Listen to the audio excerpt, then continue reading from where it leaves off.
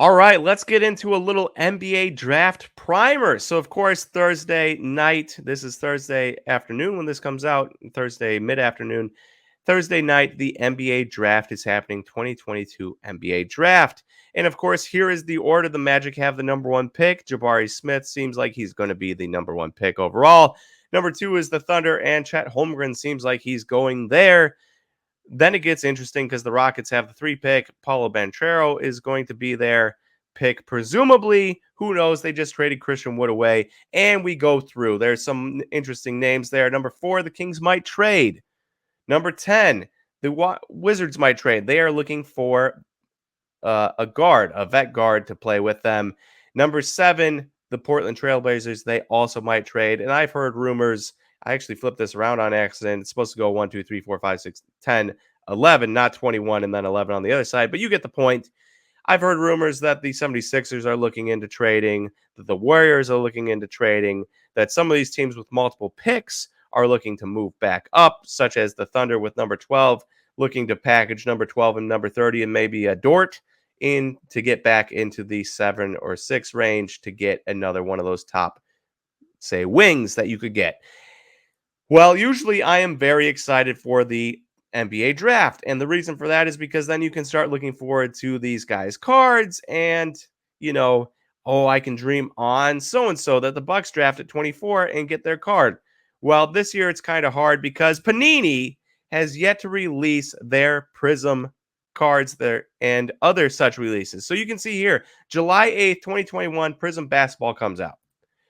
July 8th, 2022. Sorry, I said 2021, didn't I? October 5th, 2022, Mosaic Basketball comes out. Noticeably absent from the website I was looking at, Beckett.com, no optic release date, no select release date. And the reason I bring this up is because, for me, you've got a guy like Josh Giddey, and you can see a Revolution rookie here, which is nice. And you got Chet Holmgren on the other side, Bowman University first, which is nice.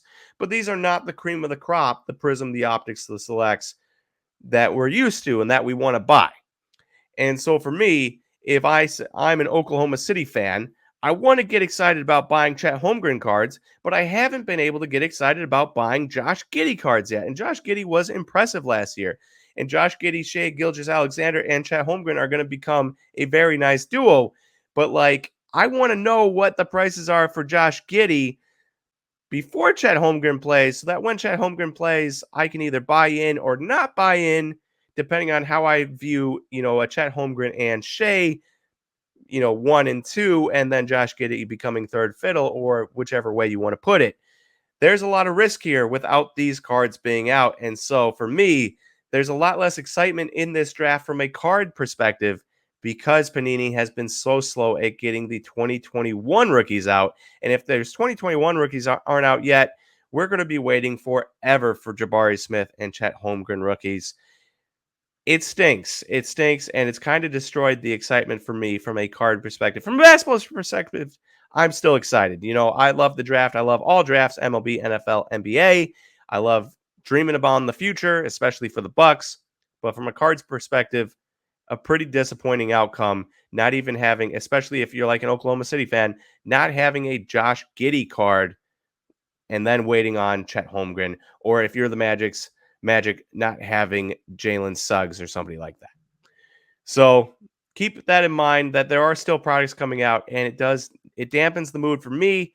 If it dampens the mood for you, let us know in the comments below what you view about that.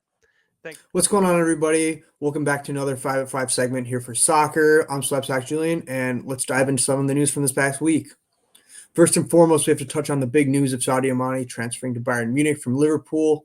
There are rumors about him wanting to leave Liverpool even prior to the season ending, prior to the Champions League final. Both Sadio Mane and Liverpool didn't really touch on that much, considering they wanted to finish off the season strong. But apparently the rumors were true, and Sadio Mane only had eyes for one club, being Bayern Munich. So his transfer to the Bundesliga is now official, and it'll be exciting to see him play in the Bundesliga. I have no doubts that he will be very successful as he was in Liverpool for this past 6 seasons. He was able to get double-digit goals and contribute a large number of assists in his time with Liverpool. So it's another exciting player added to Bayern Munich. Sadio Mane Amaya is one of those players who doesn't get enough respect in the card market. Here's an example of his 2018 Prison World Cup Silver PSA 10 on a card ladder graph of the past 3 months. This card is down around 41%, which is around $39. So the prospect of him playing in the Bundesliga may help his card market, and it'll be exciting to see if his cards bounce back a bit with this transfer and his play for the upcoming season. Now touching on Bayern Munich as a whole, they've had a very good start to the summer transfer window, and it's still not even done. So they might add a bunch of other players, but they've already signed 3 pretty big players in Mane, Gravenberch, and Masraoui. Gravenberch and Mane in particular are pretty big signings in themselves. Mane is a proven vet, as I mentioned before, very successful in the Premier League. A lethal winger, one of the best offensive players in the Champions League this past season. And Gravenberch is not a young raw talent who had a very good season as well. Bayern Munich just keeps adding to their depth and their arsenal of the world-class players they have. The only question that remained for me is who will be playing, who will be starting, and who will not. Similar to the situation of Sabitzer this past season, he was amazing for RB Leipzig and ended up transferring to Bayern, but he didn't end up playing much. That's what happens when you have this many world-class players. So it'll be interesting to see how that plays out and who ends up playing and who doesn't. I also have to touch on the whole Romelu Lukaku situation that has played out the past couple weeks. I apologize in advance to any of the Chelsea fans watching this, in particular Aaron. As a Manchester United fan, this means a lot coming from me, but this is one of the worst transfers I have seen in the Premier League in recent history. Not even a year ago, I believe it was in August 2021, Romelu Lukaku transferred back to Chelsea for a crazy, I believe it was over 110 million euros. And there were high expectations for him with that price tag. It was a record for Chelsea. So considering that he had a very poor season, didn't look strong at all, didn't look confident at all, ended up riding the bench towards the end of the season. And even like a few months after he transferred from Inter, he had done an interview about missing Inter and wanting to go back, which is not a good look. But now Inter ends up getting him back. So after making over 100 million euros on this deal, they're getting him back on loan for 8 million euros. You may think to yourself, well, Julian, Chelsea might make a lot of money off of this if Inter ends up buying him. Except the problem with that is there is no buy clause in this loan deal. So Lukaku will be going back to Chelsea. Now, whether or not Chelsea decide to sell him after that, that's up for debate, but not a great piece of transfer for Chelsea. So hopefully they're able to learn from this. Just pointing out some of his cards, how they've dropped drastically. His 2018 Prison World Cup Red Blue Wave, PSA 10. So for $56 May 22nd recently.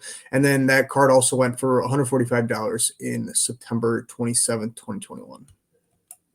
Also have to touch on Sebastian Haller's transfer to Borussia Dortmund, played for Ajax the past 2 seasons, had a very strong season this past year, 21 goals and 7 assists.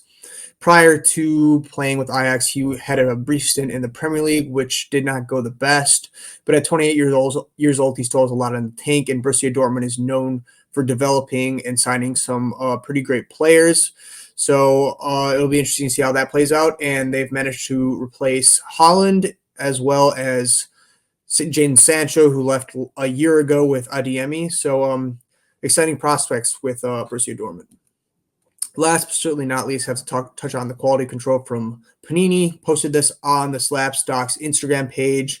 A Reece James 1/1 patch auto was pulled, and it had Heung-min Son's auto on it, which is another terrible look for Panini. Looks like they don't really care very much at this point with the amount of mistakes they're doing, and it's a 1/1. Like, how can you make that mistake on a 1/1? Yeah, the reputation has definitely been hit the past couple years, but this one's pretty bad in particular. Hey everybody, you may have heard the words sell on call up before if you are a Bowman baseball fan. If you love baseball and you love Bowman products, you have heard those words, sell on call up. Riley Green getting called up, sell. Spencer Torkelson getting called up, sell. Aaron Ashby getting called up, sell. And so for me, those words are words that I have grown to despise a little bit because there's no problem selling at different times. And I want to discuss with you today some guys that have been called up lately where it's kind of difficult. Two guys that's not difficult to sell on call up was Riley Green and O'Neal Cruz. Everyone is expecting him to get called up. You would be, if you had these cards, you would be in tune with the Major League season. You'd be in tune with Riley Green and O'Neal Cruz, and you'd be ready to sell at a moment's notice. It would not matter when they got called up. If you were into Bowman and into these guys and knew that they were going to get called up this season, you would be ready with those cards to sell at a moment's notice. No doubt. No doubt. And they did. They both got called up this past weekend, and they both performed well. Riley Green, obviously, 5 walks in his first 3 games, multiple hits. O'Neal Cruz, amazing defense, multiple hits in his first game, amazing sprint speeds, like the whole 9 yards, and he's a 6'7" shortstop. So it's very fun. But there's some other guys that have been called up recently where it becomes more difficult. Gerard Encarnacion for the Marlins. He only played 26 games in AAA, and he only had a 79 OPS. That is not the type of guy that you say to yourself, yeah, he seems like he's going to be called up soon to play in the major leagues.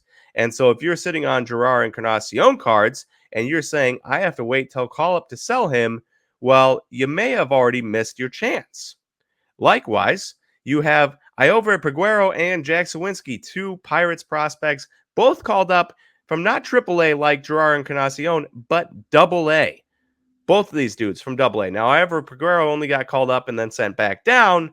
Jack Sawinski's been up for 47, 48 games, something like that. And they both had, their first career hits, yada, yada, yada. But it's tough. It's very, very tough to be able to sell on call-up, especially Iover Peguero.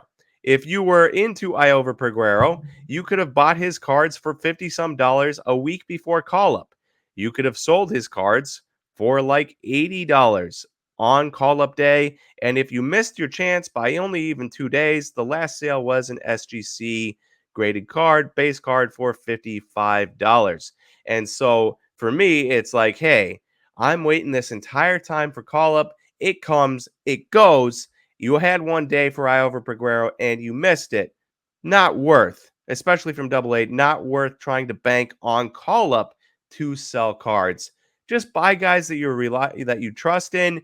Watch them progress through AA, AAA. If you end up selling on call up, cool, but it's not needed. You can still sell when he's playing in AA, when he's playing in AAA, without having to worry, by just having them play well.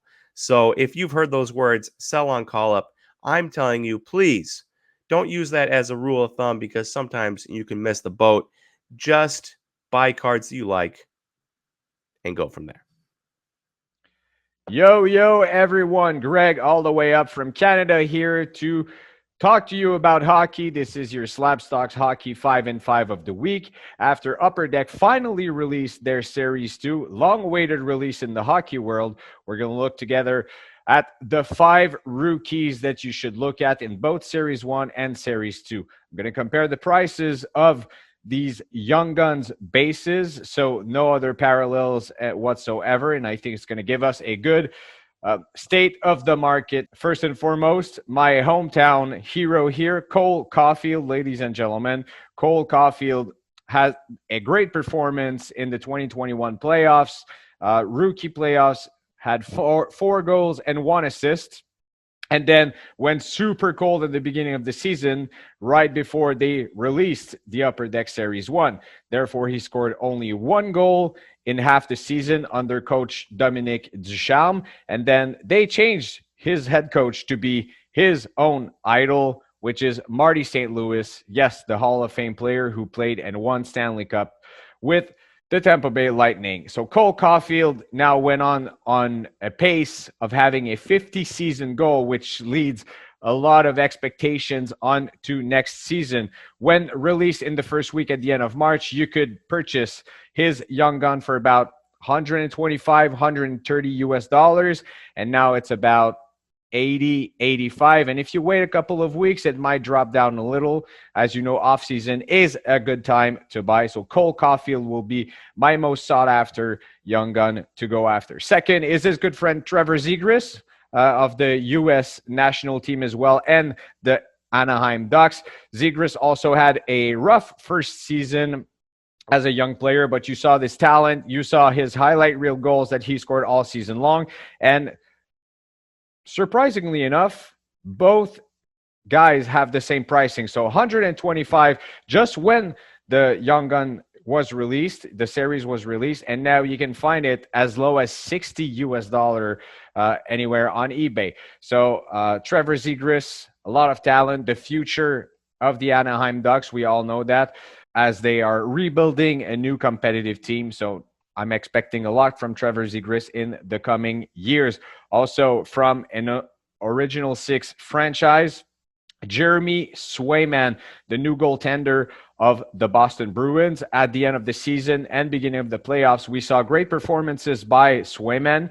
Swayman is the future of the organization. A lot of people says he's going to win a Vezina trophy, and why not a Stanley Cup? And also by him playing in a great market, when you look at the pricing of, established goaltenders as Vasilevsky, as Carey Price, Swayman has a lot of room to grow. And right now you can get his young gun for as low as $15. When the series was released, it was about $38.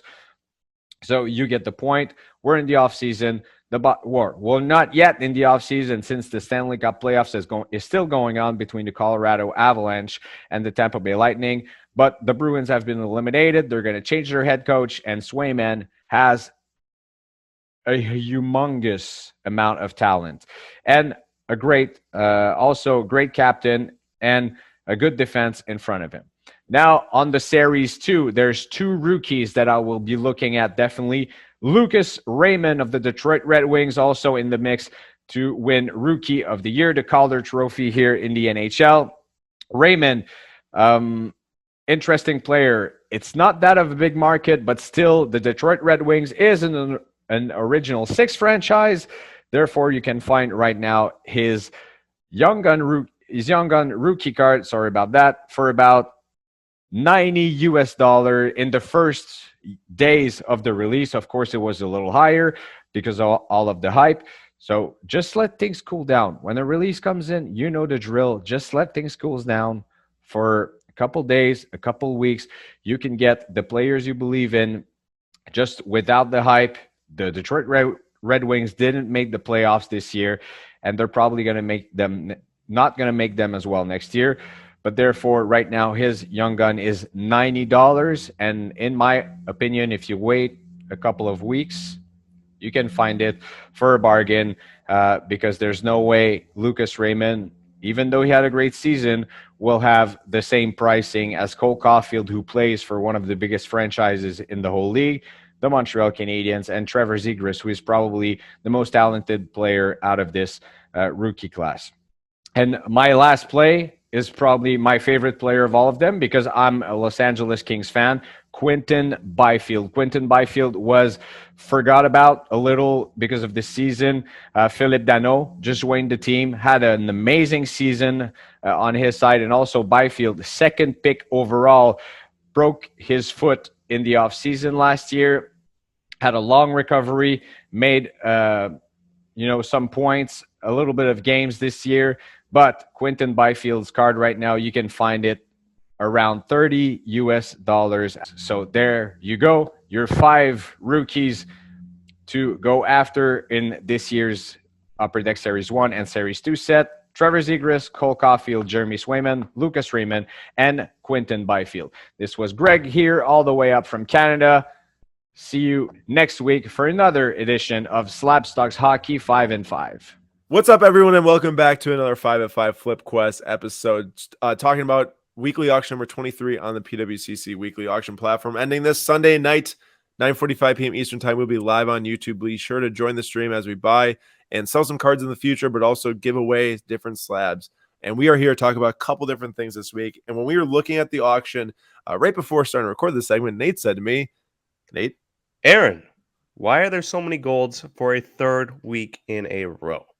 and let me give you the couple options it could be. So there are so many gold cards ending. Specifically, Nate was pointing out the 2012 Prism basketball golds, which is Westbrook ending this week. There's Jeremy Lin, there's Tim Hardaway, Alonzo Mourning, among a few others. But there's also just a lot of gold cards in general, like a Derrick Rose gold rookie out 50 there, the really cool 2017 Ronaldo gold out 50. in my mind, it's like two reasons. One, or it could be two reasons. One, you bought these things so cheap, and you know a gold card so strong, no matter the market conditions, and people will pay up, especially for the 2012s who might be building sets out there. So you're happy to sell right now, even if some of the other cards are maybe in a down period. You think that those will still pull huge values.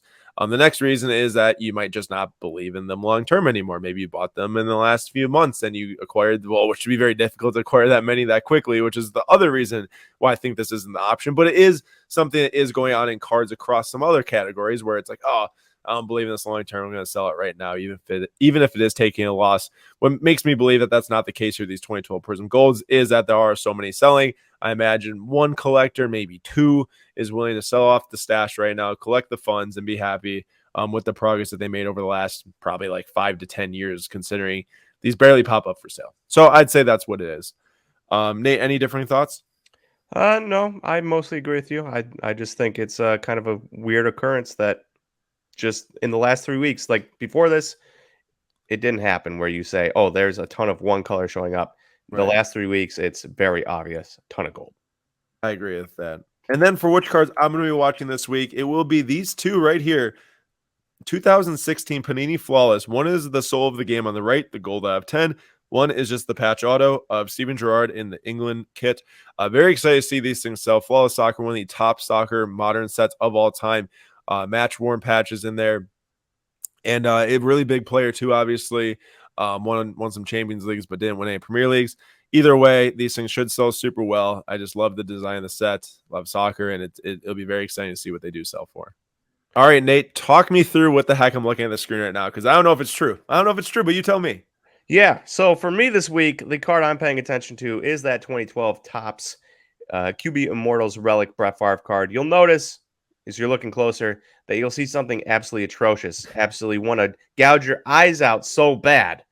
And what you're looking at is a Brett Favre in a Packers jersey with a Vikings patch in the card. It's disgusting. It's embarrassing. Topps should be ashamed of themselves for even creating this card.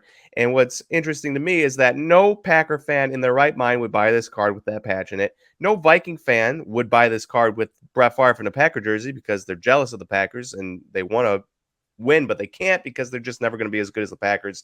And so then it's just going to come down to people that love watching the world burn, that want these weird, strange cards. That's who's going to buy this card. So I'm curious to see what it will go for this week. Because, again, you're cutting out two whole fan bases, the two fan bases you'd think would maybe buy a Brett Favre card, but won't because of what Topps did here in 2012. This card actually did sell recently, too, May 22nd, 2022, just about a month ago. It sold for $429, so a pretty big price there. I know it's a one-of-one, but, man, Nate is right. Two of the biggest competing fan bases both are probably bowing out of this card. As myself, I would not buy this card. But if it has sweet Packers from the neck trim right there, Nate, I'm sure you'd like it if there's a little logo patch in there from the logo shield. That would look way better. Or get one of them big 50th year celebrations or like a Super Bowl patch in there. That would be quite the card, and I'm sure there'd be like probably $500, $1,000, oh, probably way more than that, than $1,000 spent on a card like this. But nope, refuse as a Packer fan. I'm sure, like Nate said, other Vikings fans too, to buy such a card.